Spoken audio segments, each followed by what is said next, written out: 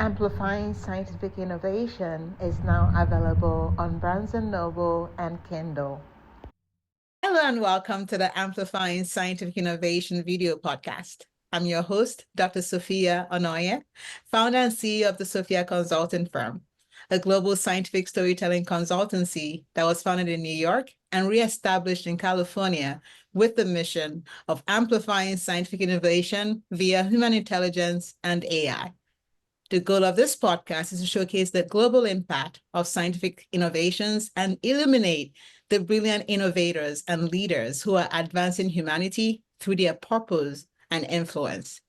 As we continue the 5th anniversary celebration and 5th season of Amplifying Scientific Innovation, I am excited to introduce a fellow African, Yannick Lefang, founder and CEO of Cassie Insights, a consumer electronic and market data platform that provides tailored consumer research and insights at scale to fast-moving consumer goods or FMCGs, as well as banks, while also providing sentiment data sets and measuring the world's top financial data companies.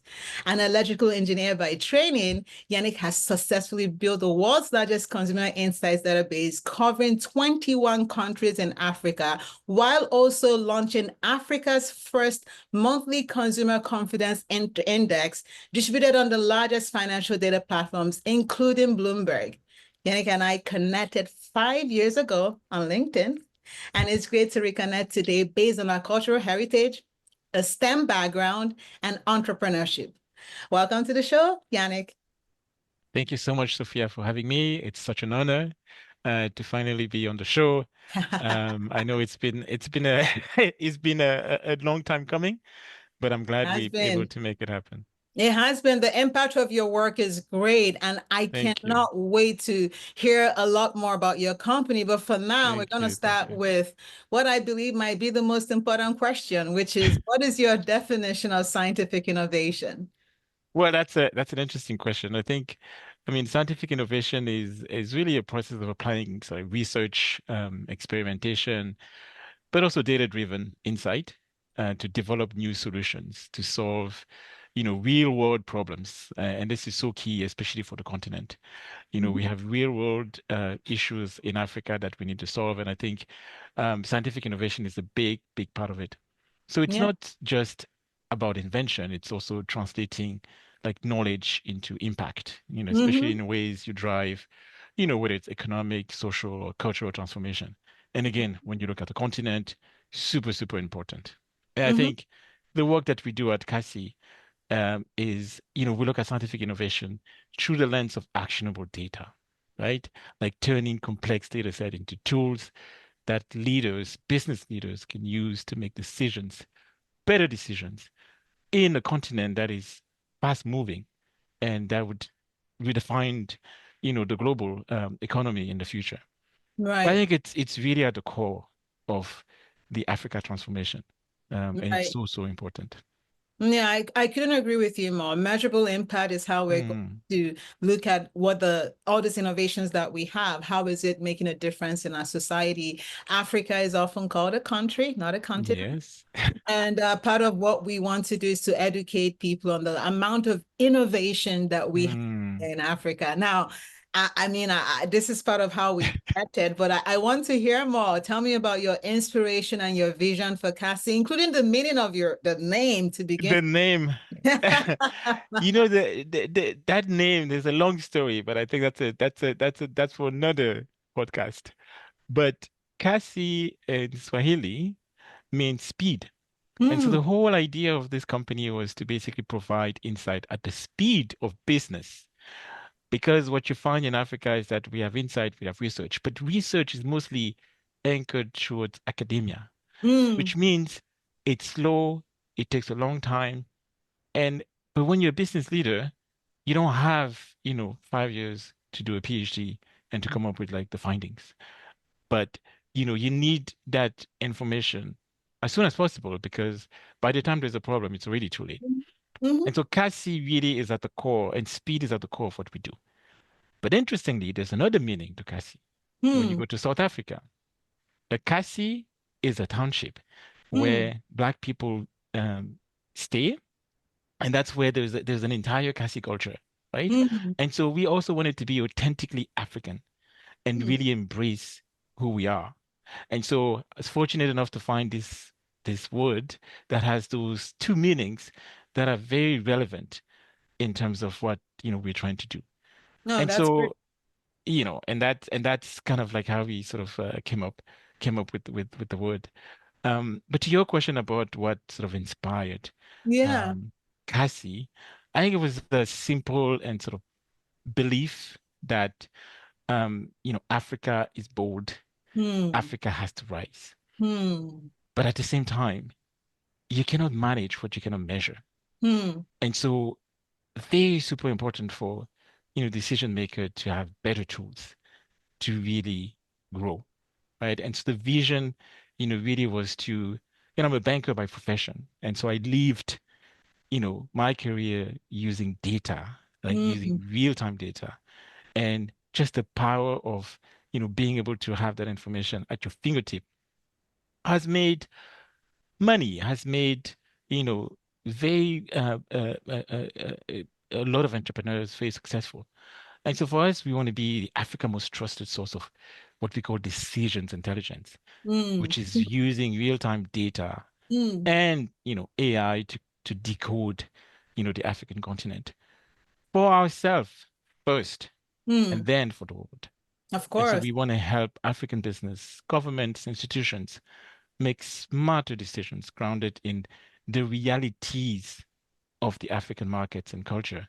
And so ultimately, that's why, I started this company. That's the purpose, and why I've been spending, over 8 years now doing this ground and tedious work. But I'm so blessed to be doing that. And I wouldn't do anything else, to be honest, Sophia.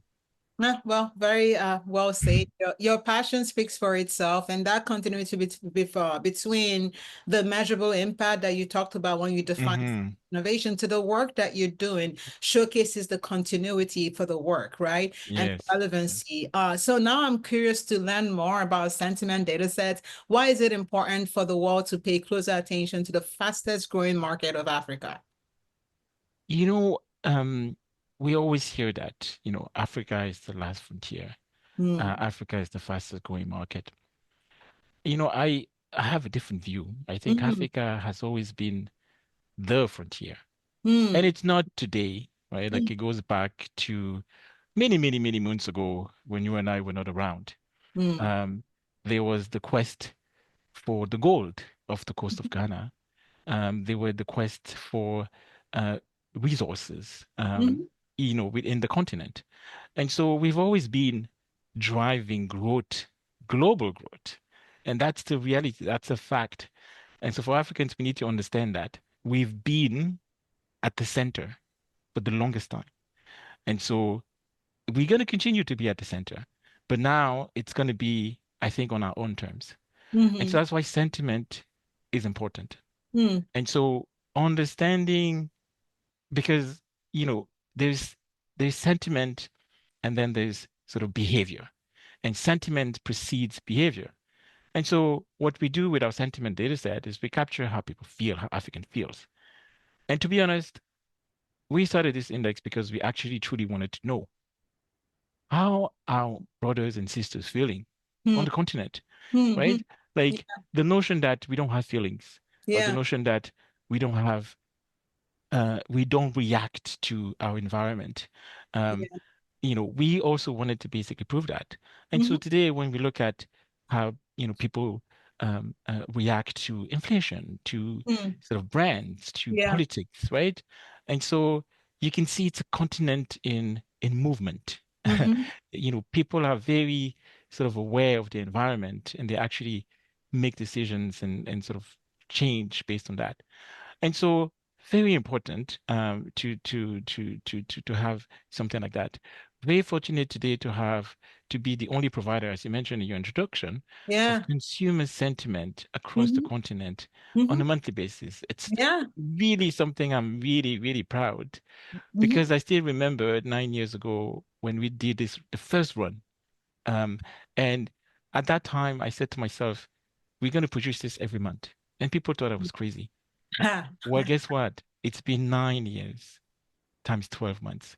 wow. Consistently, every Wow. 10th of the month, we Wow. release this index across all of this market. It's just an amazing, even for me, I can tell you the story of a country now just by looking at that chart. And it's Mm. so powerful to put context now into our continent.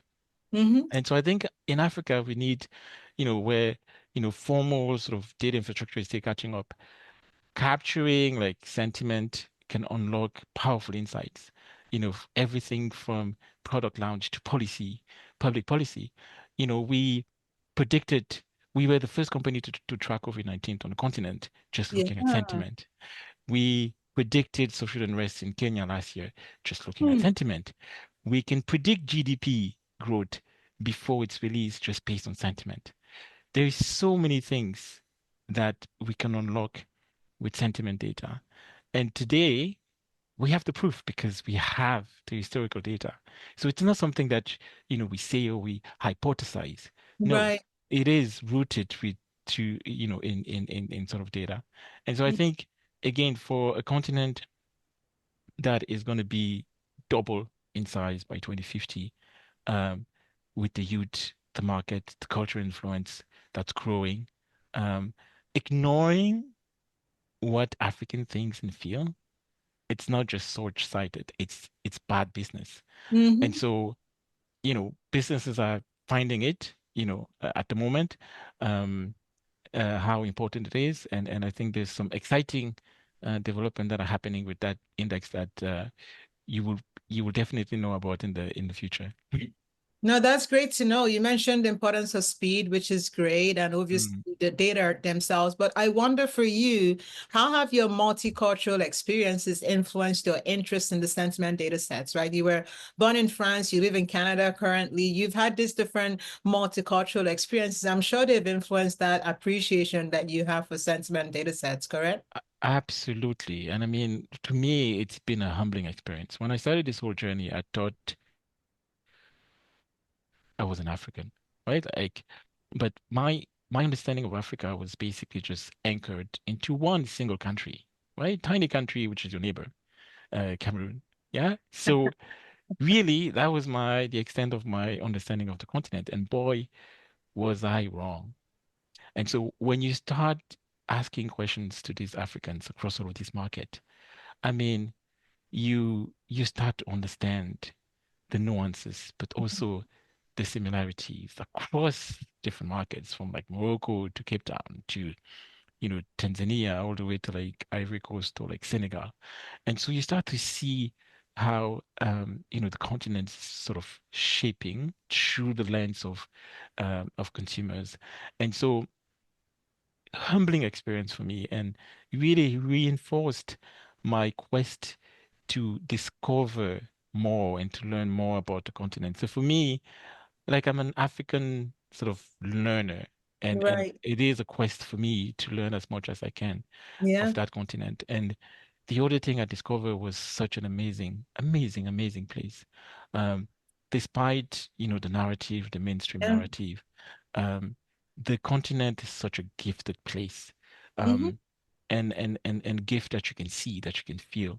And so it has been for me tracking sentiment and sort of looking at this data across these different markets, Yeah. um, really a different appreciation for this continent and a lot of humility, Yeah. because you also realize how big that place is, how super rich it is, and really, to be a student of the continent is a life kind of um, process, really, because you can't do people, they go on the continent, they spend a week and then they crisscross East Africa and then they come back and then they say, Yeah. well, yeah, I know Africa, I've East been to it. Africa. Yeah, like no, Yeah. it really doesn't work like that. Yeah. um One thing that I've learned through this entire journey, like every time I've been to probably like 15 countries now on the continent. But every time I go, one of the things I do is I spend some time in the local market. Yeah. And it's just amazing to see the kind of innovation that's happening on that continent. We are not just putting names. on the stuff that we do. And that's the difference. We have to start putting names the same way you name your kids, because naming is proof of ownership. Yes. Yeah. And so I think it's very super, super important for us to start doing that. And there's so much innovation that are happening. But again, there are some exciting things that we're doing, with academia, all of that. And so a lot more to come, Good. to share. Good. That's what I want to hear. And my next question is very much related, right? Because Mm, the more you know, the more you can integrate. So we hear a lot about yes, AI, we hear a lot about data analytics. How are you thinking about that? Like, what are your viewpoints, and how does the future look like as we continue to synergize human intelligence and AI? that's a very good question. I think for us, we are now in a very unique position, Sophia, because we have one of the largest consumer insight database on the continent, 100 million data points. Probably one of the few companies on the continent who have enough Mhm. data to even train models today. And I'm not just talking about any type of data, I'm talking about African data, primary data. It's a very, very, very a unique position we're in. And so the way I look at AI, which is something that I look at, very, very keenly, is a couple of things. I think first, AI is a multiplier, right? Like it doesn't replace human intelligence. It will never replace human Mm, intelligence, mm, especially in a continent like Africa, because if you think about even knowledge, digital knowledge, a lot of our intelligence is not even digitized.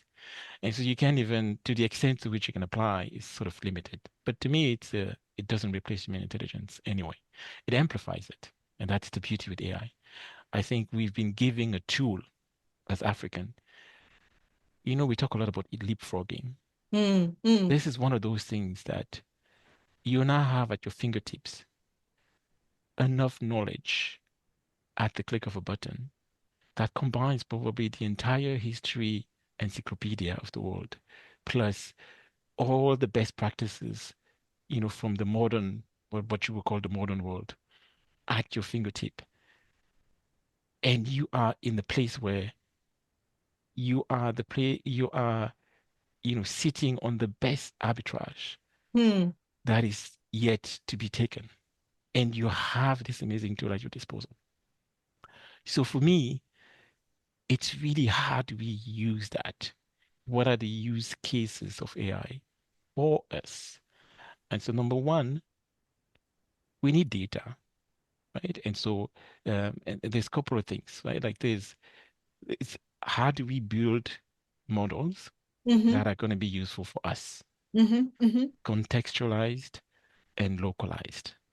Unfortunately, we need to basically build the data infrastructure because right now we don't have enough of data, mhm, right? So that knowledge that we have and everything, we have to harness it and all of that. And I think that's one area where, we can play. And we've already started working with academia and all of that to start seeing how can we use our data, for example, to train some models. Second aspect of it is how do you use AI to amplify mm, your work? mm, mm, How do you use AI to get, a graduate student in the middle of, you know, Nairobi or Kisumu, right, which is a coastal town in Nairobi, and turn him and give him 5 years worth of experience by coaching him and augmenting him with AI, but with very intentional and articulate use cases. Because again, it's not about going and basically just doing prompt to write my essays. right, There's a right, lot more powerful use case. right. And I've used it for my company. I Mm, know today AI is probably a better coach than me. mm, Why? I don't have the scale that AI has. mm, Meaning, I know if I train my team on very specific use cases, right? I can sleep and AI can get there 70%, 80% of where they need to be. Yeah. I'm not a bottleneck anymore. mm, And that's mm, the power of it. But again, you have to be very intentional about the use case. And you have to be really understanding this is about augmenting mhm, human. So there's a tool now that can, and I always say this, um, you can have a tiny company today on the continent challenging the biggest consulting firm Mm-hmm. within a very short period of time Mm-hmm. by really leveraging this tool. So it's really powerful if we put the right framework around how we're going to use it, understanding the limitation. Again, I was talking about best practices. I Right. can prompt AI to give me the best marketing campaign that was done in the US for this particular product. I know that information is going to be most likely accurate because there's enough data that has trained the model to do that. Mm-hmm. That prompt in Africa is not going to give me the right information, Mm-hmm. right? Mm-hmm. And so we need to have like the proper sort of use case on how we can use AI and in what instances we can use AI. But for me, it's about augmentation, right? And so that's the key. Well, wonderfully said. I could listen to you all day. I mean, really, these are the types of conversations I'm very curious about because curiosity is what drives me. 100% Anyway, innovation is right? curiosity. Yeah, Right, exactly. How absolutely. can you innovate if you're not This is asking not curious. questions? And they Yeah. don't have to be perfectly framed questions. Of Questions course. that give you some type of answers or partial solutions that And you then you can prompt, exactly. And then you exactly. can grow. Anyway, Yeah, absolutely. see, you And get it. so, So my final question for you is it's pretty open-ended. Do you have any okay. thoughts that you want to share with our audience before we wrap today? Well, I think first of all, thank you so much for this opportunity. These are topics that I love to talk about. Africa is a passion of mine, despite the challenges. And so the way I look at it, because I talk to a lot of entrepreneurs, a lot of Africans, and it's not the easiest continent. Let's be honest, right? But if you're a warrior, right, like I think every entrepreneur should be, there is no better place for you to fight than the continent because that is probably the only place left on earth Yeah, where you're going to win your most memorable battles yeah. as an African entrepreneur. Because everything literally is up for grab because we've been taking a lot, Mm-hmm. right? And so if you have that in your bone, which I think a lot of us has, but sometimes we don't listen to ourselves, it is the best place for you to be. And so you were mentioning I live in Canada. Like I think I spend half of my time in Canada, half of my time in Africa, and I'm on my way in Africa to Africa. And the way I also look at it is, um, yes, I'm an African, but I'm a global citizen. Mm-hmm. Winning has no geography. Mm-hmm. Winning has zero geography. As far as I'm concerned, I want to win everywhere I am on this planet Earth. And so it doesn't really matter, like, whether I'm on the continent, whether I'm not on the continent, it is the same. Like it's all about, our company motto is winning with confidence. Like that's what drives me. And again, whether it's in the middle of a winter or like in the heat of like Riyadh in Saudi Arabia, it doesn't matter. Like you have to basically win. And so there's a huge, I think, mindset shift that we need to have, Mm-hmm. as a continent, as people, and a few assumptions that we need to sort of break, right? The first one, which is, we gifted, hell, which is not true. We've gifted the best place on earth, and Mm-hmm. you just have to go and see Mm-hmm. best weather, best geography, best people, Mm-hmm. you Food? name it. I can go on and on and on. We have to talk about the Food, food. Yes, yes, food, culture, yes. right? Like Music. music. These are all physical things Yes. that you can feel, right? Like I'm not talking about abstract here. It's Mm-hmm. real. So that notion that, oh, you know what, I'd rather be somewhere else, it's not true. And this is someone who's been around, right? Telling you Mm-hmm. that. And sometimes you have to, you have to go around to basically find your, Mm-hmm. your true. But that's one, especially for the youth on the continent. Very important. Mm-hmm. I the notion that, I put out a post the other day, Mm-hmm. um, when there was a news that PwC is exiting like Francophone Africa. Mm-hmm. And I said, yeah, fine, just exit. to all entrepreneurs who are trying to build audit firms on the continent, build to win. Don't build to sell. Yeah. Because, we can't, like, ownership is so critical. It's so critical. Hmm. The last thing I want to say is there was a post that we did where we put a map of media influencers on the continent. And so clearly you can see the one who are driving the narrative on the continent are not Africans, which means we need to build our own Hmm. Hmm. media ecosystem and that. And the goal here is not to basically build a media that is, reliable, trustworthy, or, truthworthy. That is not the point of a media. We need to build our media to tell the world or to give the world our vision of the world. What is our vision? What is our view? Because that's what media is about. And so, what is our narrative of the world? We live in a place where confidence is waning. Those who used to be the cluster of confidence are now not behaving like the confident, you know, cluster they used to be. There will be a time where they will be searching for new anchors of confidence. Hmm. Hmm. And that's going to be our time. Hmm. Because Hmm. eventually, everybody gets tired, right? I Hmm. can be the big brother and show you that I'm confident, I never have issues. I can only do it for so long, right? Hmm. And sometimes when I feel like I'm down, I need to see my younger brother who I always felt like I need to cover, show up and show me that I can also rely on him or her, right? Like that's our moment. We really need to now think about how do we show up as that new light of new cluster of confidence in the world. And again, I encourage like the youth, the entrepreneurs and to do that. And to sort of think about that. Because it all starts with the mindset. And then it trickles down into your actions and your behavior.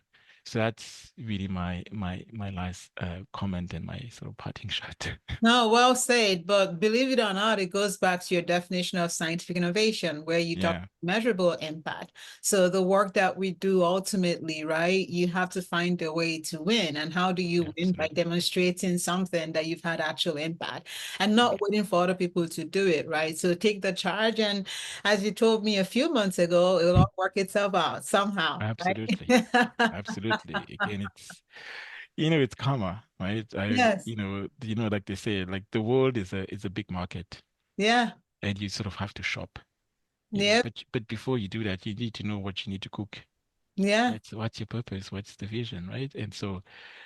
And these limiting thoughts that we always have, about, you need capital to be able to do this, wrong. I started this company with my own capital. I Yep. never raised money. I'm still Yep. around, right? Um, you need to be able to, associate yourself with, so and so people to be able to be successful. 100% run by Africans, young Gen Z. People don't even realize that. The Right. stuff you see online, the kind of analysis you see, are done by Gen Zs that have Hmm. hired on the continent. And so again, a lot of these things they're not true. It's I've had partners on the continent for the last 9 years, in many places that I've never met. They're Hmm. the most serious, the most, Hmm. loyal people, right? Hmm.